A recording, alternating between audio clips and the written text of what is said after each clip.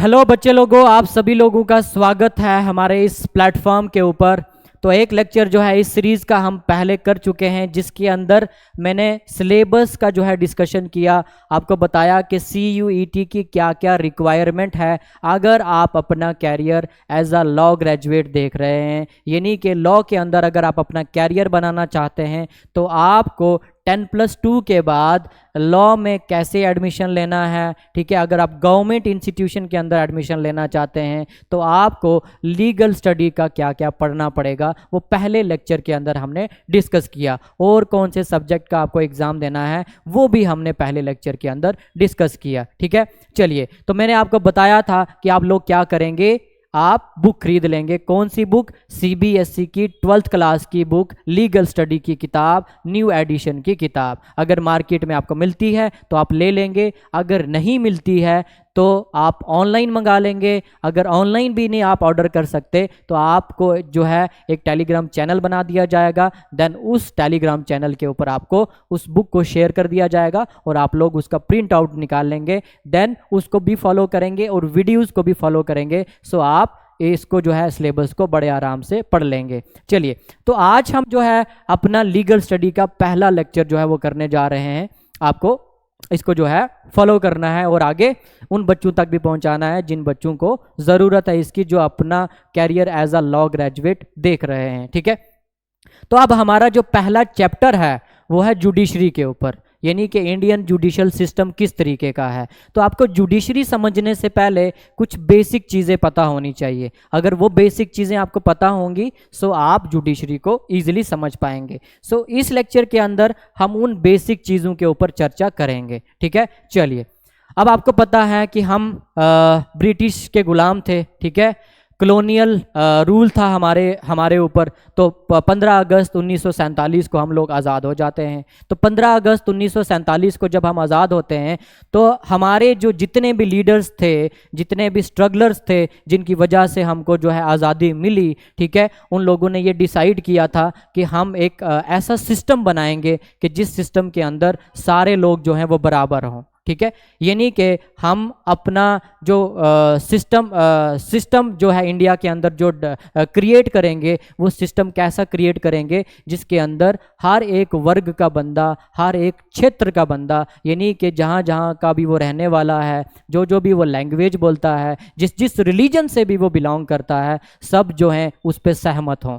तो हमने जो सिस्टम अडॉप्ट किया वो कौन सा सिस्टम अडॉप्ट किया? डेमोक्रेटिक सिस्टम अडॉप्ट किया। यानी कि हमारे इंडिया के अंदर क्या है? डेमोक्रेसी है। सो डेमोक्रेसी का मतलब क्या होता है? डेमोक्रेसी का मतलब होता है लोगों की सरकार, ठीक है। लोगों के द्वारा चुने हुए प्रतिनिधि यानी कि रिप्रेजेंटेटिव, ठीक है। आपके जो नेता हैं, जो आप जिन नेताओं को चुनना चाहते हैं तो आप उनको थ्रू वोट चुनते हैं। सो डेमोक्रेसी का इजी फॉर्म में क्या मतलब है कि वो सरकार जो लोगों के द्वारा चुनी गई सरकार हो, ठीक है। चलिए, अब बात करते हैं हम यहाँ पे, तो फिर आपको समझ में आएगा। चलिए, अब हमारा कॉन्स्टिट्यूशन जो है वो बनता है, जिस कॉन्स्टिट्यूशन में बताया जाता है कि हमारा जो सिस्टम रहेगा वो क्या रहेगा? डेमोक्रेटिक सिस्टम रहेगा, ठीक है। कहाँ पे बताया जाता है? कॉन्स्टिट्यूशन में। और वो कॉन्स्टिट्यूशन हमारा लागू कब होता है? वो कॉन्स्टिट्यूशन हमारा लागू होता है 26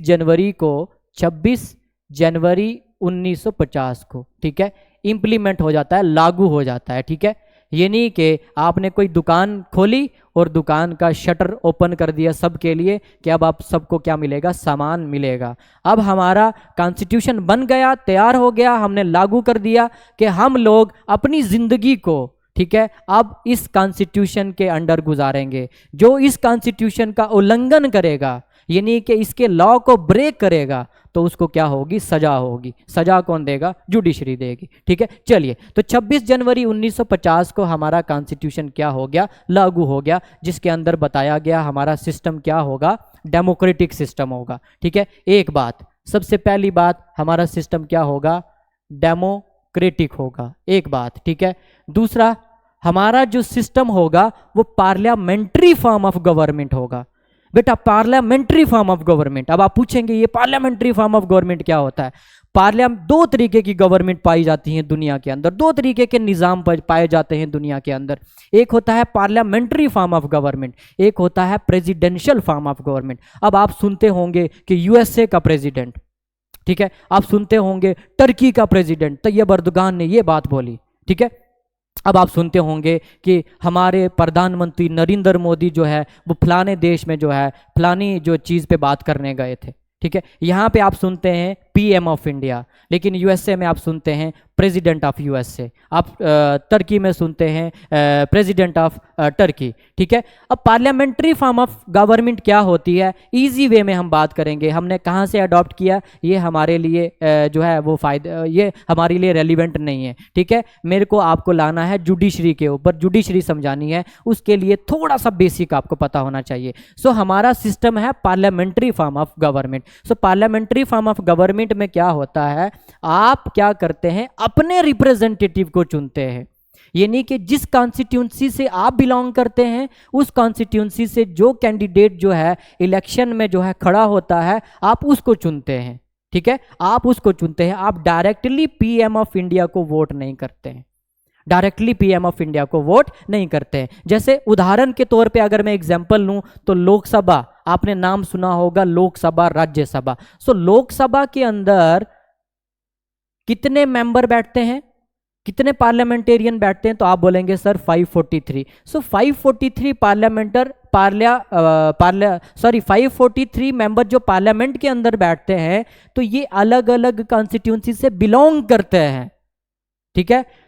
तो ये डायरेक्टली चुन करके नहीं आते हैं, ठीक है, ये इनडायरेक्टली चुन करके आते हैं, ठीक है। चलिए, अब वहां से एक कैबिनेट बनती है आपकी, तो उस कैबिनेट में एक कैंडिडेट को जो है वो पीएम डिक्लेयर कर दिया जाता है, वो होता है आपका formal head of the state, formal head of the state, यानी कि आपने डायरेक्टली पीएम को वोट नहीं करा, ठीक है। हमारे यहाँ पे क्या होता है, आप अपने कैंडिडेट को वोट करते हो। जैसे आपने देखा होगा म्यूनसिपलिटी में आप जो है अपने कैंडिडेट को वोट करते हो। देन उसके बाद आपने देखा होगा विलेज पंचायत, ठीक है, सरपंच पंच को वोट करते हो। फिर उसके बाद अगर आप डिस्ट्रिक्ट लेवल पे देख रहे हो तो आप अपना एमएलए चुनते हो, ठीक है, आप अपना एमएलए चुनते हो, ठीक है। उसके बाद आपकी स्टेट को रिप्रेजेंट करने के लिए इंडिया में, इंडियन पार्लियामेंट में आपका एमपी जाता है, मेंबर ऑफ पार्लियामेंट जाता है, तो वो आप अपनी जो आपका एरिया होगा उस एरिया के हिसाब से उसको जो है चुन करके भेजेंगे, ठीक है। यानी कि हम एक सिस्टम को फॉलो करते हैं जिस सिस्टम को बोला जाता है पार्लियामेंट्री फॉर्म ऑफ गवर्नमेंट। क्या बोला जाता है, पार्लियामेंट्री फॉर्म ऑफ गवर्नमेंट। एक बात तो आपको ये समझ में आ गई, ठीक है, आई होप आप सभी लोगों को ये बात समझ में आई होगी। दूसरा हमारा सिस्टम है फेडरल फॉर्म ऑफ गवर्नमेंट। दूसरा क्या है, फेडरल फॉर्म ऑफ गवर्नमेंट। अब फेडरल फॉर्म ऑफ गवर्नमेंट में क्या होता है कि पावर का शेयरिंग है, पावर का क्या है, शेयरिंग है between centre and state, between centre and state, ठीक है, बिटवीन सेंटर एंड स्टेट। अब आपने देखा होगा स्टेट, हर एक स्टेट के अंदर सीएम होता है या नहीं होता है, सेंटर के अंदर क्या पीएम होता है, नहीं होता है, तो आप बोलेंगे सर हाँ बिल्कुल होता है, ठीक है। हमारे यहाँ क्या लोकसभा के इलेक्शन होते हैं, नहीं होते हैं, तो आप बोलेंगे सर होते हैं। हमारे यहाँ असेंबली के इलेक्शन होते हैं या क्या नहीं होते, स्टेट इलेक्शन होते हैं या नहीं होते हैं, आप बोलेंगे सर बिल्कुल होते हैं। तो हमारी जो पावर है वो शेयरिंग है between centre and state, between centre and state. So इसी तरीके से आगे जुडिशरी में भी आएगा। सेंट्रल फॉर्म ऑफ मतलब पूरी टेरिटरी ऑफ इंडिया का कोर्ट कौन सा है, अपेक्स कोर्ट ऑफ इंडिया किसको बोला जाता है। फिर उसके बाद आपकी यूनियन टेरिटरी के कोर्ट, आपके स्टेट के कोर्ट वो क्या हैं, जब आप वो पढ़ेंगे तो आपको इजीली समझ में आएगा। सबसे पहले आप ये समझो कि हमारा क्या है, फेडरल फॉर्म ऑफ गवर्नमेंट है, यानी कि पावर जो शेयर होती है वो सेंटर और स्टेट के बीच में शेयर होती है, ठीक है। पावर जो है वो सेंटर और स्टेट के बीच में शेयर होती है। अब ये सारी पावर का जो भी मैंडेट होता है, सोर्स होता है, ये पावर जो है कौन डिक्लेयर करता है, ये पावर डिक्लेयर करता है आपका कॉन्स्टिट्यूशन ऑफ इंडिया। ये पावर कौन डिक्लेयर करता है, आपका कॉन्स्टिट्यूशन ऑफ इंडिया। कौन डिक्लेयर करता है, कॉन्स्टिट्यूशन ऑफ इंडिया, ठीक है। चलिए, अभी आपको पता चला कि पार्लियामेंट्री फॉर्म ऑफ गवर्नमेंट, अभी आपको पता चला फेडरल फॉर्म ऑफ गवर्नमेंट। अब हमारे निज़ाम को चलाने के कितने ऑर्गन हैं, ठीक है, पिलर कितने हैं। हर एक चीज़ की कुछ फाउंडेशन होती है ना, उसके जो है अलग अलग सेग्रीगेशन, उसको पार्ट में बांट दिया जाता है कि तुम्हारा काम ये, तुम्हारा काम ये, तुम्हारा काम ये। जैसे मान लो आप एक क्लास में बैठे हुए हैं, ठीक है, बहुत बड़ी क्लास है, ठीक है। सबसे पहले क्या करेगा स्कूल, उस क्लास को क्या करेगा, उसको सेग्रीगेट करेगा, अलग अलग पार्ट में बांटेगा, section A, section B, section C, बांटेगा या नहीं बांटेगा। फिर हर एक सेक्शन के अंदर क्या करेगा, एक एक मॉनिटर को बना देगा, ठीक है। अगर और क्लास बड़ी है, ठीक है, सेक्शन फिर भी बड़ी है, तो वहां पे क्या करेगा, एक मॉनिटर बनाएगा और एक जो है उसका सबऑर्डिनेट बनाएगा, यानी कि एक और मॉनिटर बनाया जाएगा, ठीक है। मेन पावर जो है मेन मॉनिटर को दी जाएगी, मेन सीआर को दी जाएगी, क्लास रिप्रेजेंटेटिव को दी जाएगी, जो सेकंड वाला होगा वो उसका सबऑर्डिनेट होगा, ठीक है। अगर वो अवेलेबल नहीं है तो वो उसकी जगह जो है वो काम करेगा। तो सेग्रीगेशन हुआ या नहीं हुआ, ठीक है। इसी तरीके से हमारे कॉन्स्टिट्यूशन ने भी हमारे सिस्टम का सेग्रीगेशन किया है, ठीक है। तो 3 मेन ऑर्गन हैं हमारे गवर्नमेंटल सिस्टम के, हमारे गवर्नेंस के। हमारा जो गवर्नेंस सिस्टम चलता है वो 3 मेन ऑर्गन के ऊपर चलता है। अगर मैं बात करूं 3 मेन ऑर्गन की, तो ये आपको ध्यान से समझना है। सबसे पहला ऑर्गन है लेजिस्लेचर, लेजिस्लेचर। दूसरा ऑर्गन है आपका एग्जीक्यूटिव, एग्जीक्यूटिव। तीसरा ऑर्गन है आपका जुडिशरी, ठीक है, जुडिशरी। 3 मेन ऑर्गन है आपके गवर्नमेंट के, ठीक है। मीडिया जो है वो चौथा माना जाता है, मीडिया चौथा माना जाता है, ठीक है, क्योंकि मीडिया भी जो है आपका काम करता है। लेकिन mainly 3 main organ of the governance of India, ठीक है। इंडियन गवर्नमेंटल सिस्टम को, इंडियन सिस्टम को 3 मेन ऑर्गन चलाते हैं। अब लेजिस्लेचर का काम है लॉ को बनाना। अब ये लॉ को बनाने की पावर लेजिस्लेचर को, यानी कि लेजिस्लेचर आपके कौन, यानी कि लोकसभा के लोग और राज्यसभा के लोग। लोकसभा लोअर हाउस और अपर हाउस, ठीक है, लोअर हाउस और अपर हाउस, अपर हाउस। इनको जो पावर दी गई है वो पावर किसने दी है, वो आपके कॉन्स्टिट्यूशन ऑफ इंडिया ने दी है। ये लॉ बनाएंगे, ये क्या करेंगे, लॉ बनाएंगे, कानून बनाएंगे। ये क्या करेंगे, कानून बनाएंगे। ऑलरेडी हमारे कॉन्स्टिट्यूशन के अंदर डिफाइन कर दिया गया है तुम्हारा क्या काम है, तुमको किस तरीके से काम करना है, लिमिटेशन कितनी है तुम्हारी, ठीक है, तुम कितने पावरफुल हो, कितने पावरफुल नहीं हो, ये डिसाइड कर दिया गया हमारे कॉन्स्टिट्यूशन में। और जब कभी प्रॉब्लम होती है तो उस प्रॉब्लम को कौन एड्रेस करेगा, जुडिशरी। आगे आऊंगा मैं, ठीक है। तो मेनली ये समझो लेजिस्लेचर का काम है लॉ को बनाना, लॉ को बनाना, कानून को बनाना। अब वो कानून किस तरीके से बनाता है इसके ऊपर भी हम डिस्कस करेंगे। अभी आप सिर्फ इतना समझो लेजिस्लेचर का काम है लॉ को बनाना, ठीक है। उसके बाद एग्जीक्यूटिव के अंदर वो जो लॉ बनाया गया है वो लॉ एग्जीक्यूटिव के लोग क्या करते हैं, इंप्लीमेंट करते हैं। इंप्लीमेंट यानी कि लागू करते हैं, लागू करते हैं। अब जैसे मान लो एक लॉ बना दिया गया, कौन सा लॉ बना दिया गया, आपका ट्रैफिक का लॉ, ठीक है। मैंने स्कूटी स्टार्ट करी बिना हेलमेट के, पहुंचा मैं कैनाल रोड के ऊपर, ठीक है, और उसके बाद चौक में पहुंचा, आगे मेरे को पुलिस वाले ने रोका कि रोको रोको, हेलमेट, तुम्हारा हेलमेट किधर है, चलान काटेंगे। अब ये चलान किस बेसिस पे काट रहा है, ये चलान उस बेसिस पे काट रहा है कि एक लॉ का उल्लंघन कर रहा हूं मैं, एक लॉ का वायलेशन कर रहा हूं। वो लॉ कहां पे लिखा हुआ है, वो लॉ हमारे कॉन्स्टिट्यूशन के अंदर लिखा हुआ है। वो लॉ बनाया किसने, वो लॉ हमारे लेजिस्लेचर ने बनाया। वो लॉ किसने बनाया, हमारे लेजिस्लेचर ने बनाया। और वो जो पुलिस वाला मेरे को क्या कर रहा है, चलान कर रहा है, सो इट मीन्स कि वो एग्जीक्यूटिव का पार्ट है। वो क्या है, एग्जीक्यूटिव का पार्ट है। चलिए, यहां पे 2 तरीके के आपके लोग होते हैं जो लेजिस्लेचर में काम करते हैं। एक होते हैं परमानेंट, एक होते हैं परमानेंट, और एक होते हैं आपके नॉन परमानेंट, नॉन परमानेंट। देखो, परमानेंट वो वाले जो आपके आईएएस ऑफिसर होते हैं, ब्यूरोक्रेट्स जिनको बोला जाता है, ब्यूरोक्रेट्स ऑफ इंडिया, सुना होगा आपने ना, ठीक है। इंडिया की ब्यूरोक्रेसी अब जो है वो एकदम से तेल लेने चली गई, ये लेने चली गई, है ना, सुना होगा आपने, ठीक है। सो ब्यूरोक्रेट्स जो होते हैं वो परमानेंट होते हैं। क्यों, क्योंकि वो एक एग्जाम पास करके जाते हैं, उसके बाद उनकी रिटायरमेंट एज होती है, जब तब उनको रिटायर किया जाता है। सो नॉन परमानेंट कौन हो गए आपके, नॉन परमानेंट आपके ये जो आपके राज्यसभा के लोग और लोकसभा के लोग, इनका एक टाइम पीरियड होता है, 5 साल का टाइम पीरियड, ठीक है। सो जितने भी आपके लॉ बनते हैं ये दोनों लोग मिल करके बनाते हैं, ये दोनों लोग मिल करके बनाते हैं। अब आप पूछोगे सर कि स्टेट के बेसिस पे क्या होगा, तो स्टेट के बेसिस पे भी तीनों मेन ऑर्गन काम करेंगे, लेजिस्लेचर, एग्जीक्यूटिव, जुडिशरी। ठीक है, स्टेट में आपके केएस ऑफिसर होते हैं, ब्यूरोक्रेट्स। ठीक है, बड़े ऑफिसर जितने भी होते हैं सेंटर में, इनको ब्यूरोक्रेट्स बोलते हैं, इनको परमानेंट मेंबर बोला जाता है आपके लेजिस्लेचर पार्ट का। और आपके नॉन परमानेंट, आपके जो चुन करके भेजते हो, वोट करके भेजते हो आप। ठीक है, उसके बाद सेम इसमें भी आपके परमानेंट और नॉन परमानेंट होते हैं, एग्जीक्यूशन करने वाले भी परमानेंट और नॉन परमानेंट।